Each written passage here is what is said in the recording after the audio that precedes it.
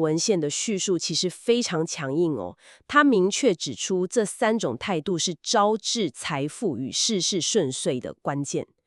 把这种看似柔软的态度直接跟实质的财富和好运挂钩，这其中的逻辑连结到底是什么？这就像是家庭的财富吸引力法则一样。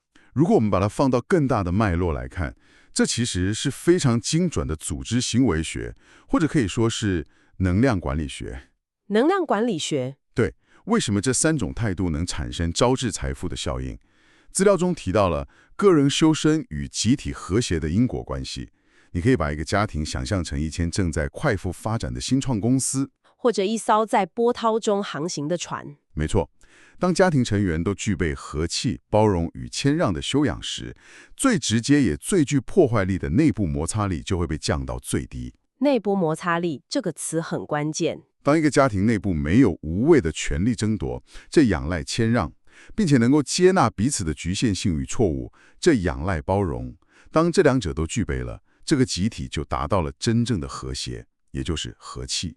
从物理学的角度来看，这根本就是能量守恒定律最生动的体现嘛。怎么说？你想象一下，如果我们每天下班回家，还要花费大量的心理资源去应付家庭内部的争端、冷战，或是为了一点芝麻溜豆大的小事争夺话语权，那真的超累的。对啊，那我们的能量在踏出家门去面对世界之前，就已经在内部被消耗殆尽了。确实是这样。但如果等我们透过汉气、包容与谦让，把内部摩擦力降到最低，省下来的这些庞大的能量，就能100%转化为对外的发展与开创。